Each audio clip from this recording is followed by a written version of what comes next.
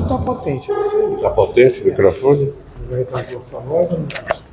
Eu vou preferir o outro, porque isso aqui Não, às vezes cai. Tem alguma coisa para prender? Aqui. Não, pronto. É porque o outro não estava. Estava um gancho caindo. Aquele pequeno? Aquele pequenininho. Meus irmãos, boa noite a todos. Que a equipe espiritual desta casa, juntamente com a equipe do grupo João Batista, me permitam a possibilidade de trazer uma mensagem que possa ser bastante esclarecedora para o tema que nós temos hoje. Foi proposto, então, que nós falássemos velhos e moços com base numa psicografia de Humberto de Campos, do livro Boa Nova, através do médium Francisco Cândido Xavier. Mas há algo que a gente precisa nessa psicografia examinar. Por exemplo, quando Humberto de Campos traz esta informação através do texto, a sua narrativa, ele vai retratar uma passagem entre Pedro e os demais apóstolos num questionamento com relação ao entusiasmo que os novos tinham, e ele, como o mais velho do grupo, que já não possuía fôlego suficiente para acompanhar aquele entusiasmo para levar o Evangelho adiante. Bem, primeiro, como Pedro foi descoberto pelo Cristo?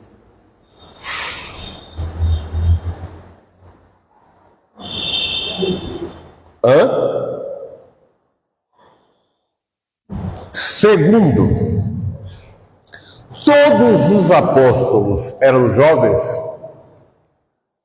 ou adultos, ou homens feitos, maduros. Como é que eles eram?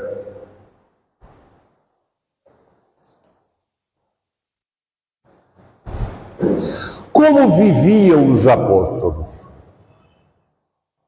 De que modo eles viviam? O que faziam para sobreviver? Alguém sabe?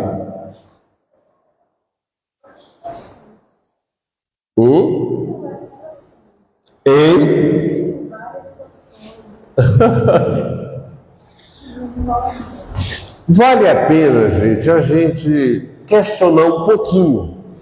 O cinema retrata os apóstolos brancos. Eles eram brancos? Não eram brancos. Nem tampouco eram jovens, a ponto de assumir um compromisso pelo fôlego da sua juventude. Eles eram adolescentes, saindo da adolescência para a fase adulta, quando Jesus faz a convocação destes. Mas por que então Jesus, na qualidade de Messias, ele faz, eu estou com um pouco de dificuldade na fala, por conta de gesto cirúrgico e tudo mais. Mas vejam bem, por que Jesus os escolhe da forma como os escolheu? Primeiro, Jesus encontra André, que é irmão de Pedro. Jesus encontra André, André vai a Pedro e diz: encontramos o Messias. Ora, se ele diz: encontramos o Messias, é porque ele estava na expectativa de encontrar o Messias ou rabi, ou mestre. E ele, quando diz a Pedro, Pedro não aceita de imediato a ideia de que aquele homem que André está mostrando, que vem a ser o Cristo.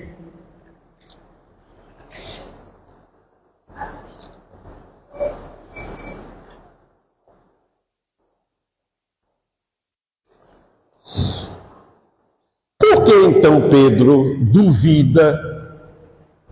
Porque vários outros falsificadores já haviam aparecido. Eles moram em uma aldeia de pescadores. Pedro é o mais velho, já constituiu família, porque na Mishna, que era um código oral produzido pelos rabins da época, e cada rabi tinha a obrigação, via oral, aos 5 anos de idade, de preparar aqueles para o conhecimento da Torá, que é o livro básico do judaísmo. Estes apóstolos, na idade de 18, 19 anos de idade, são chamados pelo Cristo no momento em que estão ainda, como poderíamos dizer, virgem da corrupção do mundo. Eles estão acessíveis à informação que o Cristo vai prestar através do Evangelho, que é a palavra de Deus. Que o Cristo não inventou o Evangelho. Quem deu o Evangelho para Cristo foi Deus, e o preparou para que ele viesse para fazer o trabalho preparatório para o momento em que estamos vivendo agora.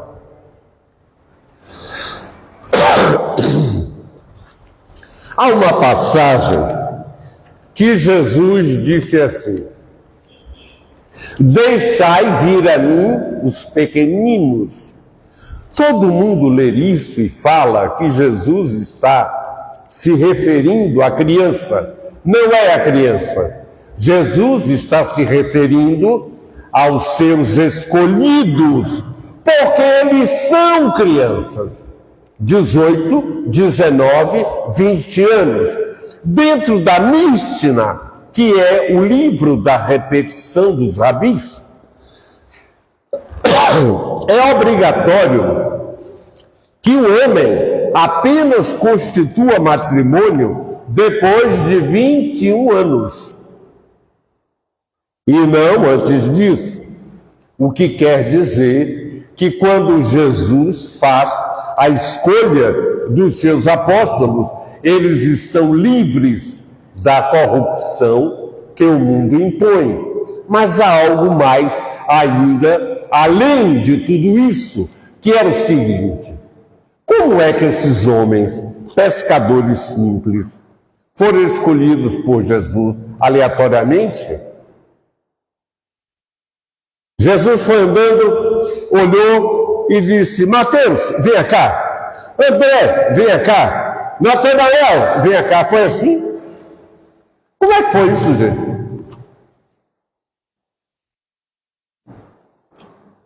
Eu quero fazer uma pergunta séria aqui. Quem é que lê a Bíblia? Quem estuda a palavra de Deus?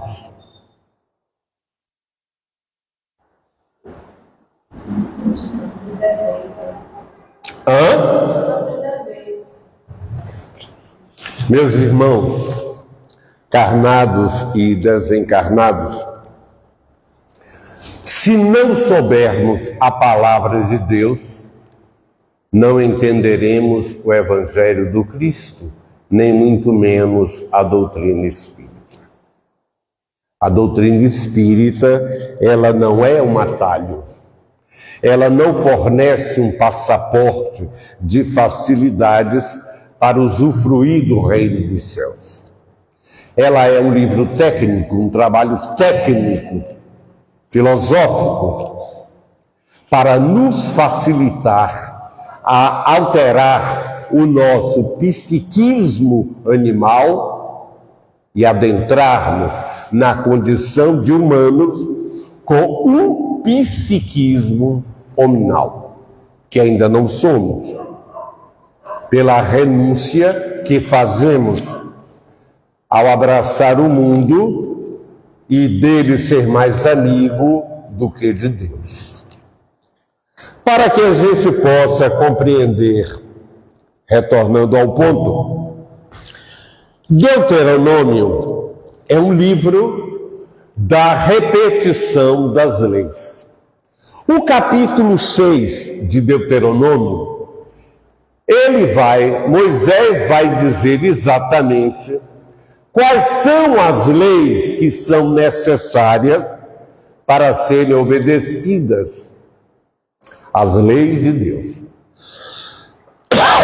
Esses jovens, na condição de escolhidos, eram espíritos que conheciam desde os 5 anos a Torá, inicialmente os 5 de via oral, depois eles iam para os textos, razão pela qual, como espíritos, estavam preparados para o advento do Cristo e esperavam, mas como eram pobres, não eram dignos de ter um rabi. Os rabis, eles só escolhiam aqueles que pudessem dar títulos de ostentação. Os nobres, os pobres, não tinham o direito de ter um rabi para dar a instrução da lei que vai constituir, na fase mais agressiva da corrupção da época, vai constituir um sinédrio extremamente corrupto, segregando a lei sem que desta fizesse o seu alcance para todos, como um pão para todos. Era uma propriedade do sinédrio e o sinédrio fazia negócio com a lei, transformando-a em vantagens próprias, uma das razões da condenação do Cristo. Bem, qual parte da Bíblia alguém teve a oportunidade de ler ou pesquisar ou ir ver? Só não me digam, pelo amor de Deus, que está no Salmo 91, que eu vou cair de joelhos. Na porta de casa, preferencialmente, como um amuleto para proteger a entrada da casa. Meus irmãos. Hein? Mateus, capítulo 5, 6, 7, 8. Glória! Bem, Mateus 5, 6, 7, 8 é o Sermão do Monte. Né? Corresponde à parte que é a retratação do Sermão do Monte. Mas voltando à condição desses apóstolos, eles naturalmente eram empolgados, conhecendo e se apropriando do Evangelho, em levar aquele Evangelho como pão para diversas cidades, vilas, né? Aldeias, onde as pessoas precisavam de pão. Qual é o pão? A esperança. Este era o pão que eles pretendiam levar. E dada a situação da época, Jesus viera a escolher, além dos 12, 72 apóstolos para mandar para diversas áreas que seriam necessárias para iniciar o plantio da semente do Evangelho, vindo depois receber a visita do próprio Cristo, a depender do rendimento, a depender da aceitação. Por isso Jesus diz: vai, não leve 2 chinelos, não leve 2 sandálias, não leve dinheiro do alforje, não leve 2 túnicas. E se não fores recebidos, sacudi o pó daquela cidade debaixo dos teus pés, porque para aquela cidade o juízo será mais rigoroso do que Sodoma e Gomorra. Isso está no Evangelho de Mateus, está também no Evangelho de Marcos, cujo capítulo 9 do Evangelho de Marcos vai nos dar exatamente a dimensão de como eram esses jovens no início do seu trabalho evangélico. Bem, mas eles, de modo próprio, eles já detinham o conhecimento da parte que o Cristo trazia para eles, ainda não, porque o Cristo bem dissera: eu não vim abrogar, ou seja, eu não vim destruir a lei, eu vim fazer cumprir a lei e dar à lei o espírito que fora retirado pela corrupção. Esses apóstolos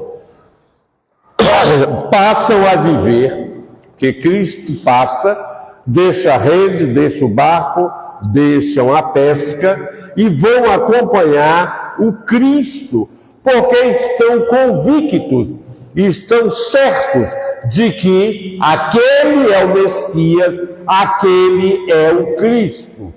Bem, João, mas e a confusão entre a empolgação dos apóstolos e Pedro? Por quê? Porque Pedro ele era o único mais velho e Pedro já tinha uma certa idade.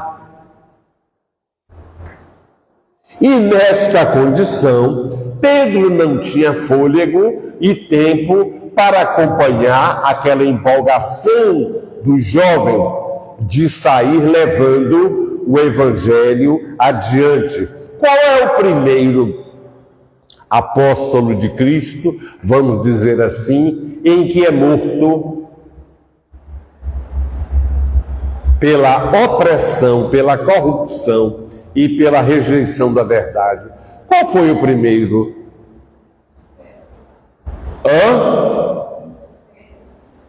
Quem?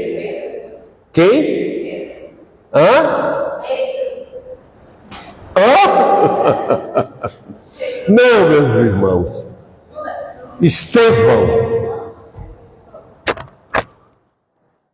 Ele é o primeiro, porque Estevão, como um grande médium, vai entender que a união entre Deus, o Cristo e o Espírito, ou seja, a Trindade perfeita, ele enxerga, divisa isso e prega. E por conta disso, dizer que o Filho era Deus, era o próprio Deus, era um motivo de punição com morte e morte por apedrejamento.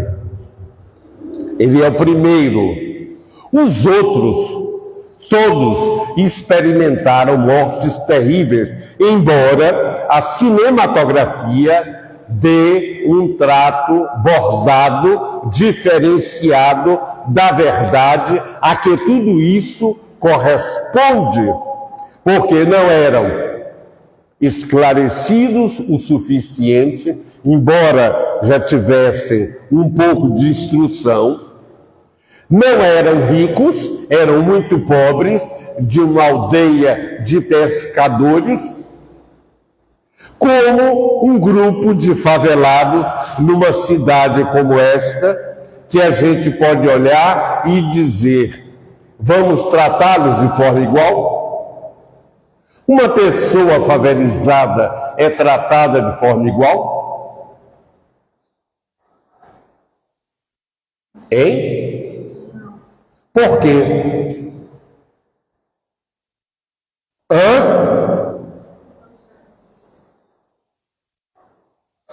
Meus irmãos, a voz que fala mais alto é o dinheiro, né? Isso não é agora não, naquela época também.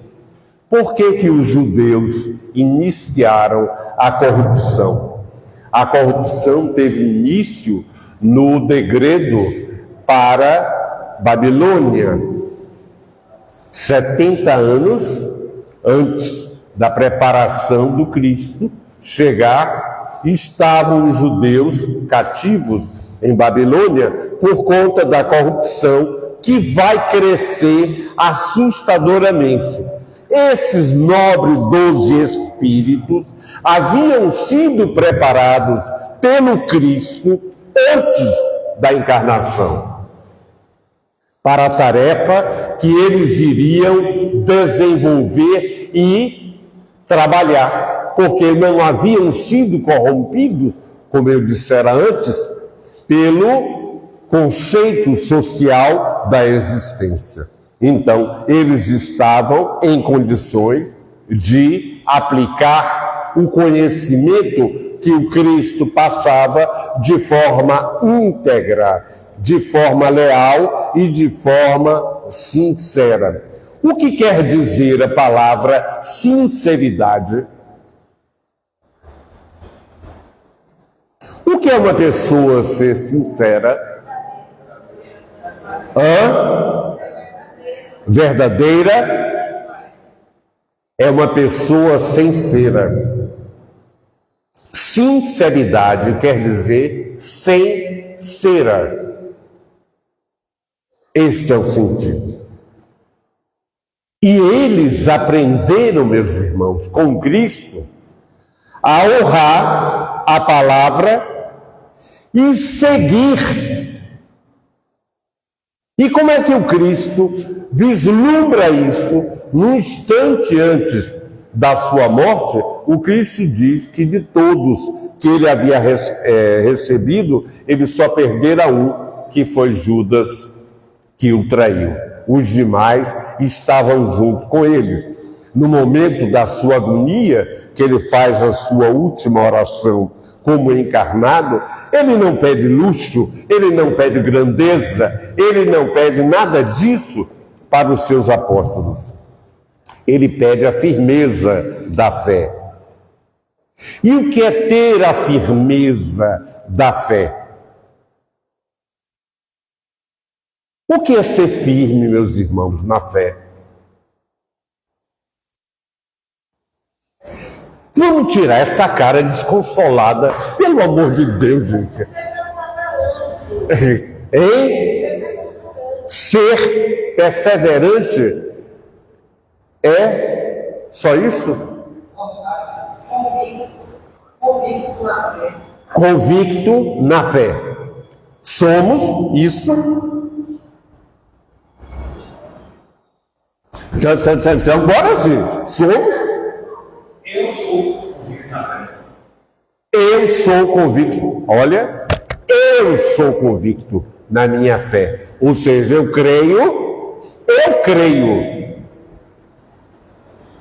Para você defender um princípio qualquer, é preciso que você acredite.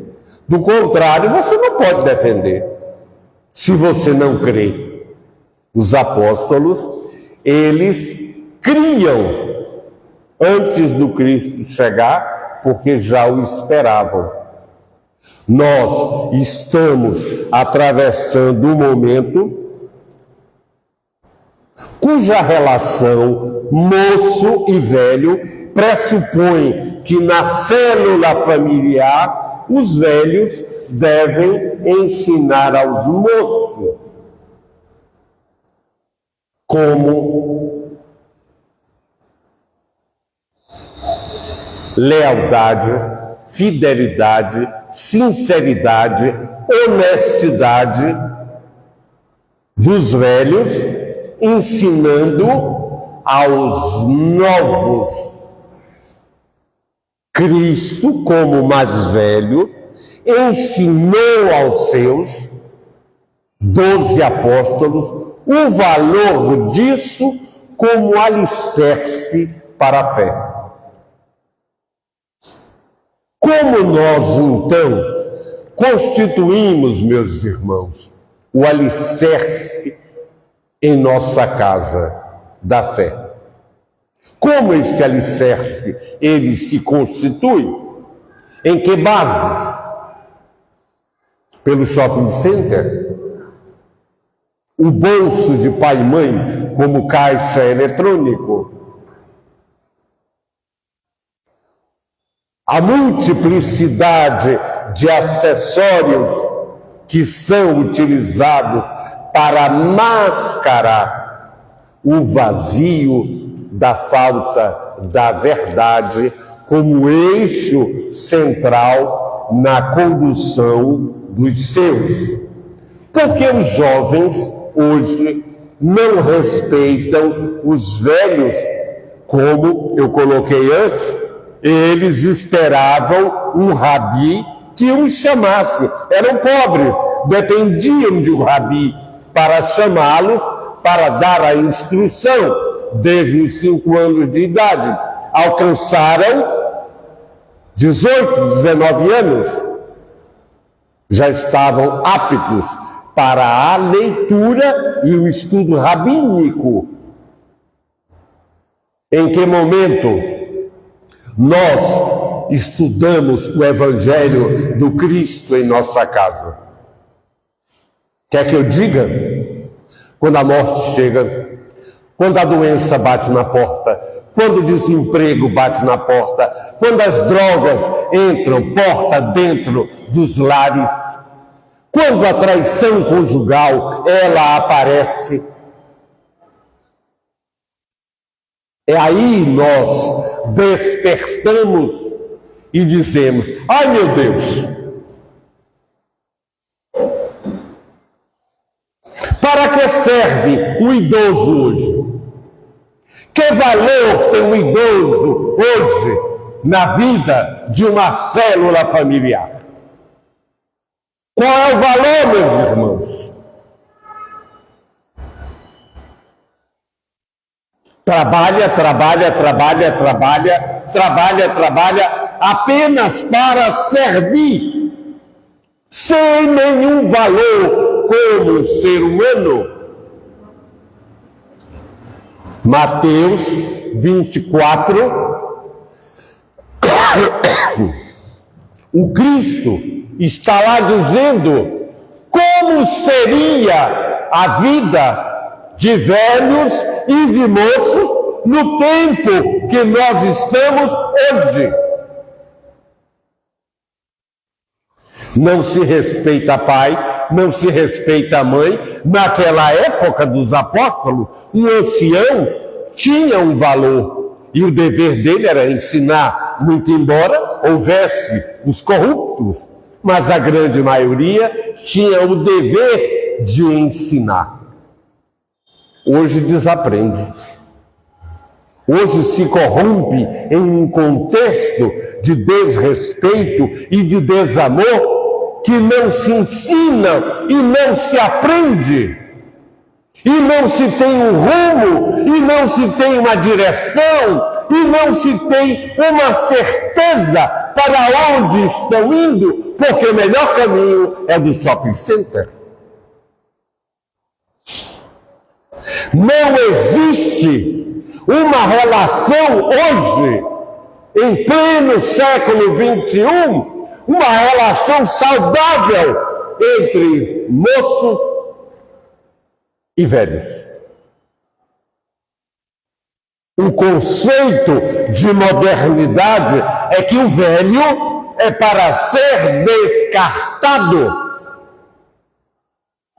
Ou seja, a experiência de vida que este idoso, que este velho, que ele procurou, que ele buscou, esta experiência está na lata do lixo, porque o Google é o que vai dar a instrução doméstica. Não se pergunta a pai e mãe qual é a orientação necessária para seguir a jornada da vida. Pelo contrário, pesquisa no Google. E o mais ridículo do tempo em que estamos vivendo é pedir um ovo frito no iFood. Porque nada sabem, por uma razão muito simples. Não se ensina o que não se aprende. E se os moços estão, é porque negligentes fomos. Embora o tempo tenha embranquecido, tenha feito as cãs, é uma referência de Cristo. Ele chama: não deis aos cães as coisas santas. Cristo está dizendo que mesmo aquele que tenha embranquecido os seus cabelos, mas está corrompido, não vai ter proveito, porque não vai ter ouvido para ouvir. E a palavra, ela é como uma semente, ela precisa encontrar um terreno fértil para que ela possa frutificar, para que ela possa germinar. Jesus vai dizer: uns vão dar 30, outros vão dar 50, outros vão dar 100. O pior é que nós chegamos num momento que não dá nada. Não frutifica absolutamente nada. Um homem com apenas um curso primário, algum tempo atrás, poderia ser diretor de alguma coisa, poderia gerenciar alguma coisa, porque ele tinha estudado em livros e tinha usado a coisa mais importante: usado a cabeça. Hoje se usa celular, se usa smartphone, iPhone, tablet, iPod, para não produzir absolutamente nada. Chegamos num ponto onde há uma quantidade excessiva de informação, mas nenhum conhecimento. Não se conhece a não ser aquilo que o Google defina e que as redes sociais proclamem. Uma rede social é o que governa uma célula familiar. Todos querem pousar bem, como diz, ficar bem na fita. O que é ficar bem na fita? Vocês já repararam como é que as pessoas tiram as fotos e colocam nas redes sociais? O ego é imenso.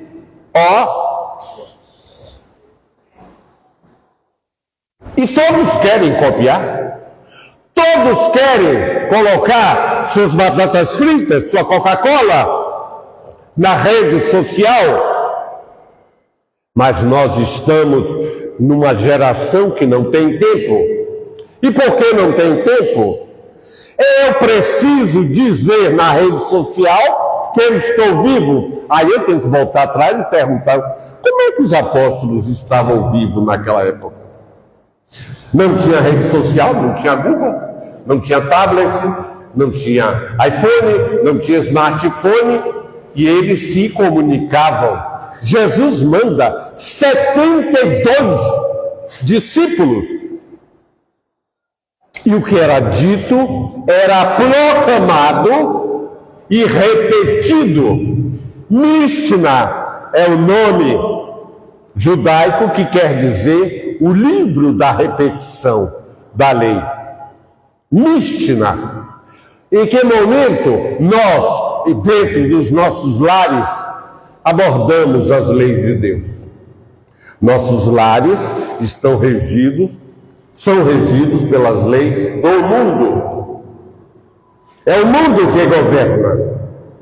E isso faz uma diferença enorme na condução das nossas vidas.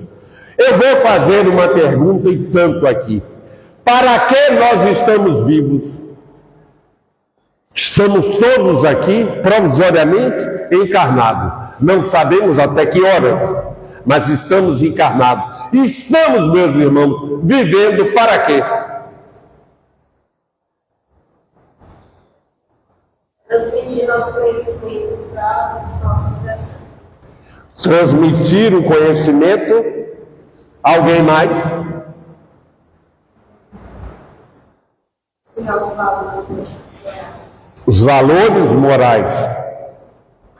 Isso é o que deveria ser a manifestação. A realidade é essa. É como o Senhor está dizendo. Quanto mais velho fala alguma coisa, não é mais assim. Isso mudou. O mundo mudou. Não é mais assim. Não é mais como o seu filho. O mundo não mudou, mudou o ser humano. Pois é, mas dizem que o mundo mudou. É o que dizem. Não é mais como o seu filho. Então, o idoso nessa hora, ele também vê que ele não tem, ele não tem oportunidades. Meus irmãos, o mundo mudou, tá? E eu, o que é que eu penso disso? Hã? Responda. O que eu? Não, eu sou vocês. O que é que eu penso disso? O mundo mudou, é a mesma coisa que dizer, eu quero que o mar pegue fogo para eu comer peixe frito de graça. Na beira da praia de Palita. Oi? Na beira da praia de Palita. Não é isso? O mundo mudou. Por que o mundo mudou? Porque eu desobedeci.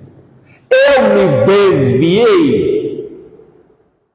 É o meu desvio que faz com que o mundo assim seja. Vou dar uma informação para os senhores.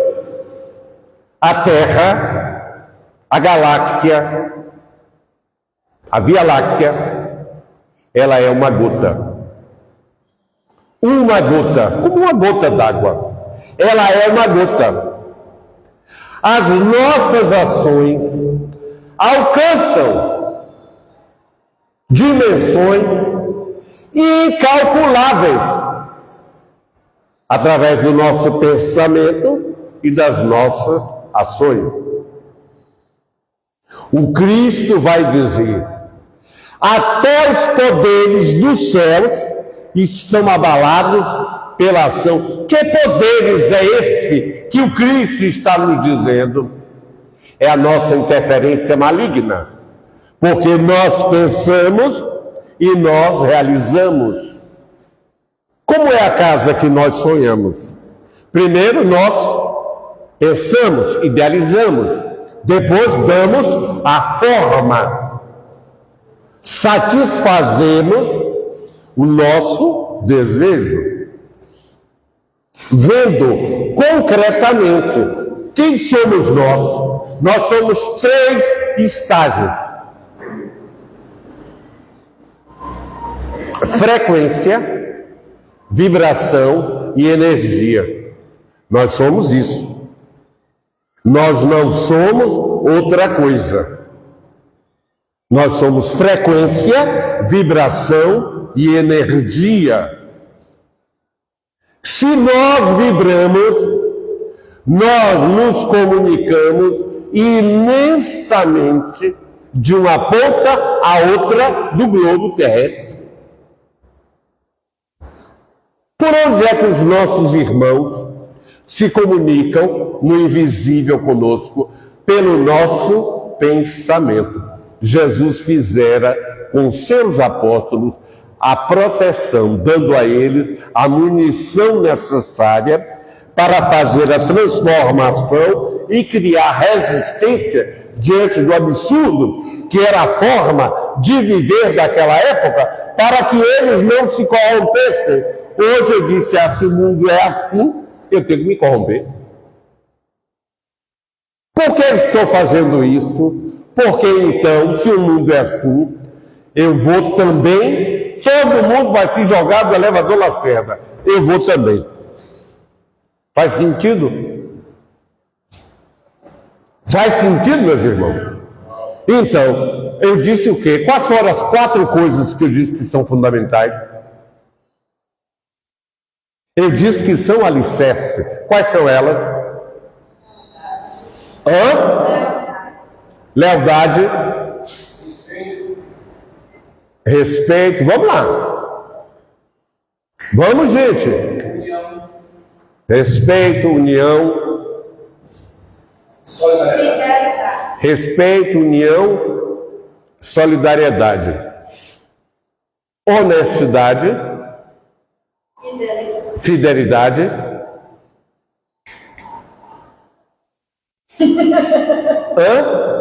Cadê, meus irmãos? Oi? Sinceridade. A sinceridade, se eu não tiver para comigo, eu não posso ter para os outros. Se eu não for fiel a mim, eu não serei fiel aos outros. O que foi que aconteceu com Pedro na sua relação de fidelidade ao Cristo? Cristo diz que o Filho do Homem ia ser pego e ia morrer. Foi o que Pedro disse. Negou 3 vezes e ainda se comprometeu com Cristo e disse: aonde o Cristo for, eu vou. Quando Cristo estava na Via Crucis, ele estava escondido, olhando, e ele só se deu conta quando o galo cantou 3 vezes.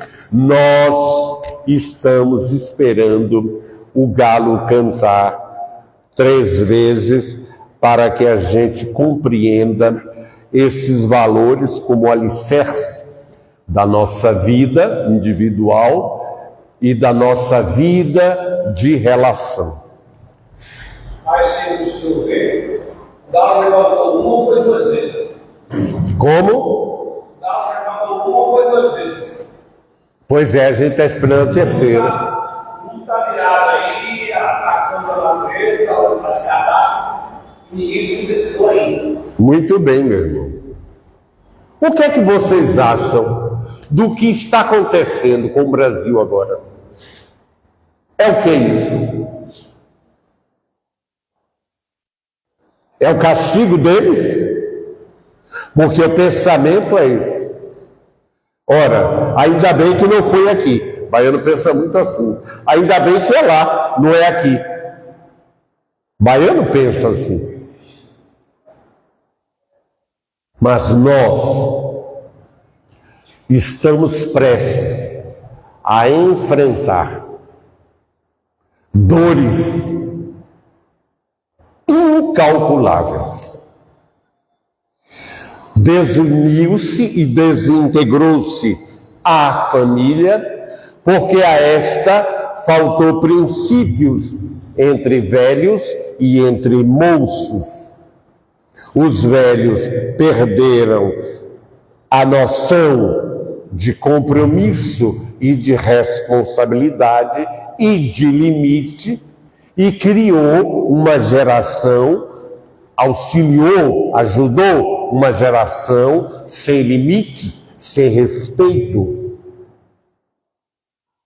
E isto, como uma espada de 2 gumes, está se voltando contra o seio das famílias, com as dores, com os transtornos e com o advento do momento em que nós estamos atravessando, conviria e seria de muito bom proveito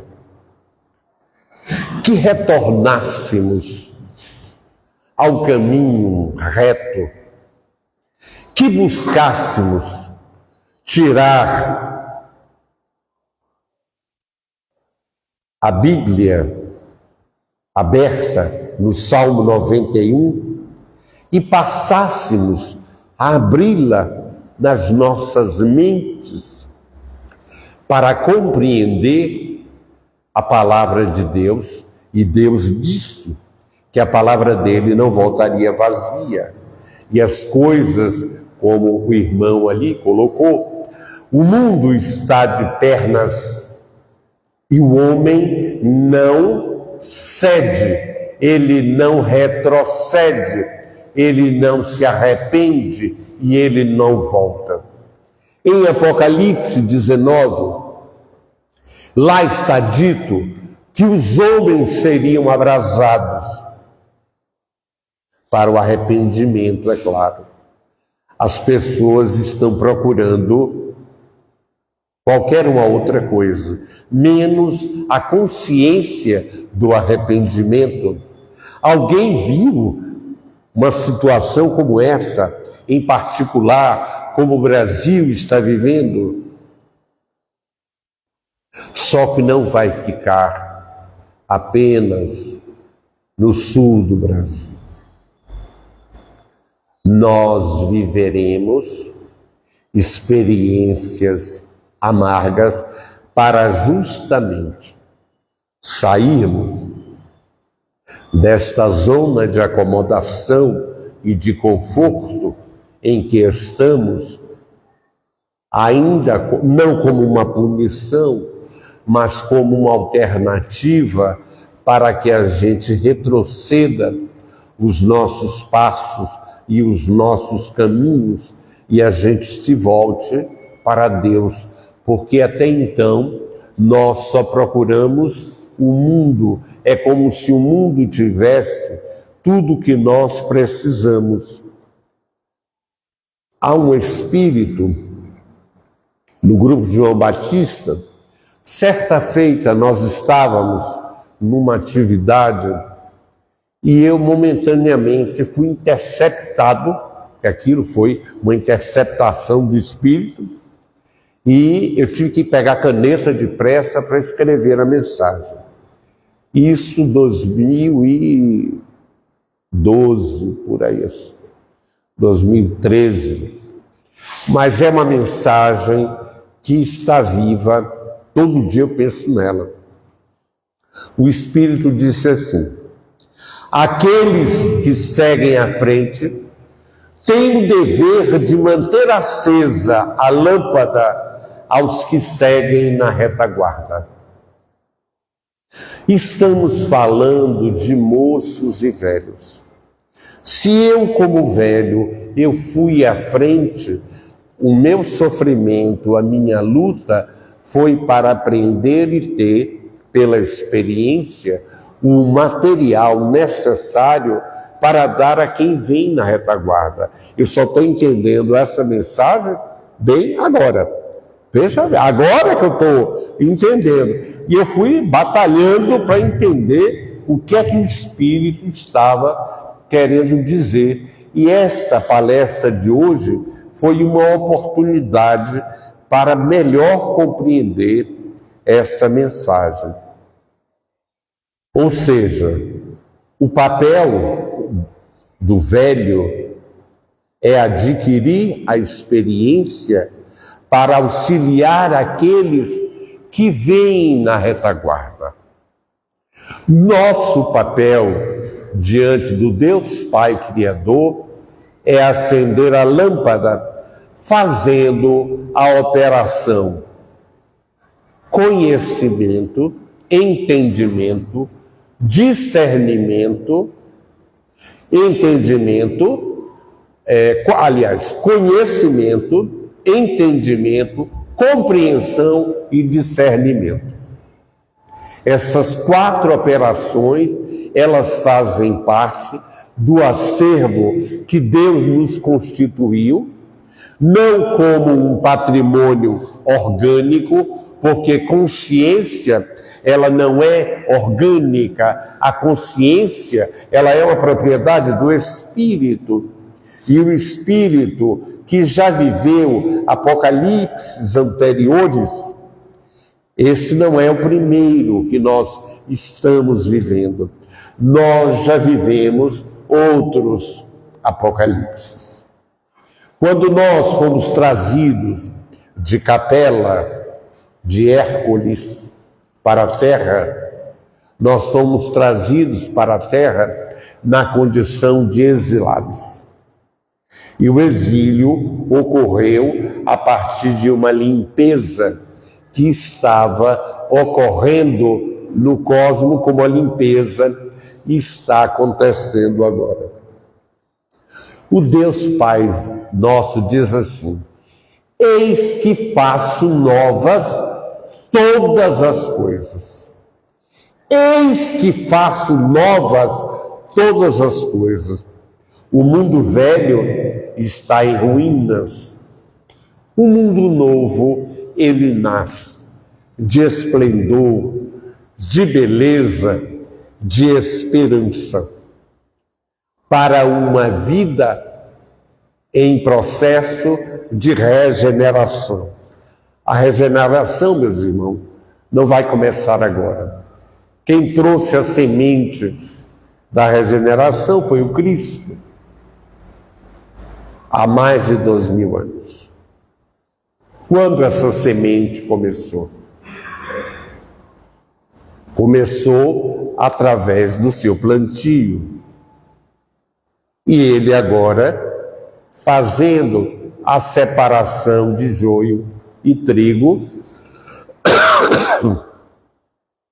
100, 50 ou 30 frutificados, nós precisamos apresentar o fruto, porque o Cristo ergueu cosmicamente a bandeira de que a educação, ela se dá pelo exemplo, vindo ele pessoalmente para ser o exemplo para todos nós e pediu, Deuteronômio 6, que isto fosse passado de geração a geração. Se nós perdemos a oportunidade de fazer a renúncia das coisas do mundo, é necessário que façamos a tempo, para que não sejamos tragados, abraçados às coisas que estão por vir. O ano de 2024 até o ano 2027 não será nada fácil. Mas o Cristo disse: aquele que perseverar até o fim. Nós precisamos começar. Perdemos um tempo gigantesco, nos retardamos, nos distraímos com o mundo, mas temos que lembrar que estamos seguindo à frente. Atrás de nós estão encarnados e muitos desencarnados. Aqui nesta plateia não estamos apenas para ouvir. Ao nosso lado existe uma quantidade incalculável de desencarnados que pertencem à nossa órbita psíquica e vêm aqui também acreditando que nós vamos transformar e que este pão que nos alimenta o fulgor da transformação, acenda-lhes a possibilidade também de transformar-se. Porque nós, meus irmãos, pertencemos à grande família cósmica, formando uma unidade espiritual, fruto como centelhas do Pai, porque cada fagulha de Deus é espírito. Deus sendo espírito, tudo que sai dele é espírito e é virtude.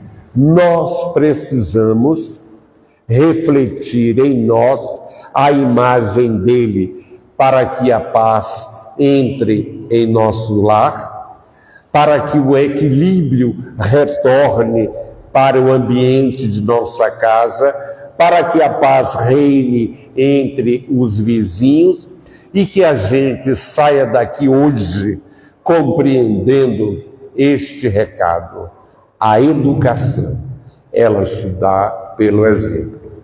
Sejamos luz e não sombra. Muita paz para todos.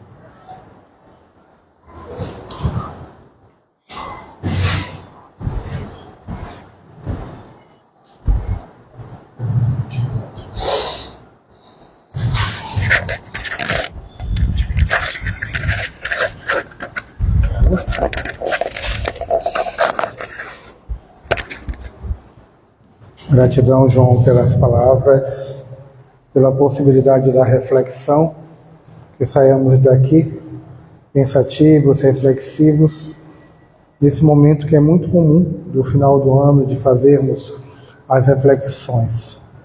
Vamos passar para o segundo momento, onde os passistas da casa, o passe será individual. 3 de um lado, 2 do outro.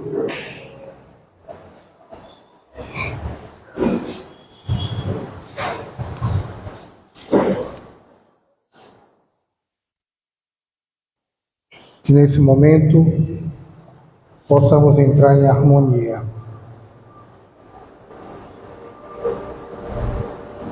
Sentindo nossa respiração,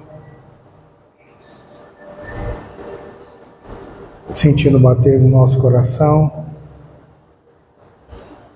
sentindo a energia fluir por nosso corpo.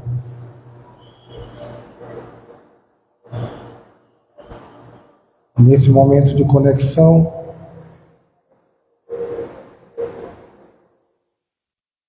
busquemos nos ligar nosso fluido cósmico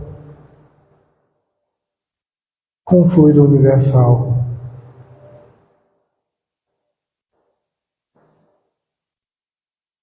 Que possamos nos sentir parte da vivência e da natureza.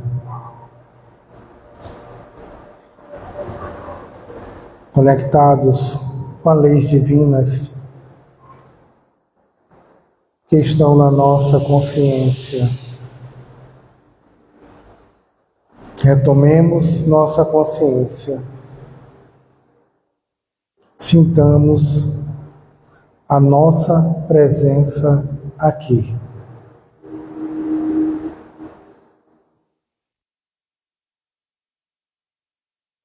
Presença essa que se estende por várias existências. E nesse crescente despertar é inevitável a evolução. Que possamos nos sentir melhores que ontem.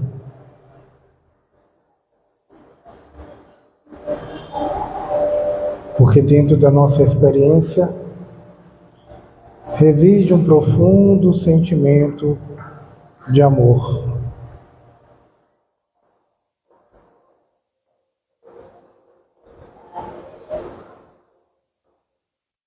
Essa bendita energia,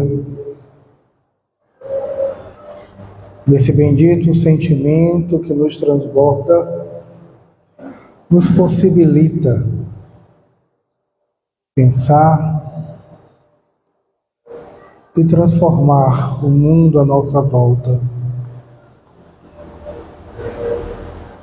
Porque começa a mudança dentro de nós. Que possamos emanar essa energia de amor àqueles que amamos, àqueles que temos dificuldades. Projetemos nossa energia para a casa onde habitamos, para as casas vizinhas, para o bairro, para o país, para o planeta. Sejamos elos deste amor divino. Somos parte de um processo divino. Acreditemos, confiemos, nos conectemos. Pai nosso que estás no céu, santificado seja o vosso nome. Venha a nós o vosso reino. Seja feita a tua vontade, assim na terra como nos céus. O pão nosso de cada dia nos dai hoje. Perdoai as nossas ofensas, assim como nós perdoamos a quem nos tem ofendido. Não nos deixeis cair em tentação, mas livrai-nos de todo mal. Envolvidos nesse momento de singela energia, cuidado e afeto, que possamos dirigir aos nossos lares e que possamos, no caminho, espalhar esse afeto. Porque essa noite nos sentimos cada vez mais irmanados em Cristo e filhos de Deus. Que assim seja. Deus abençoe a cada um e cada uma. Até.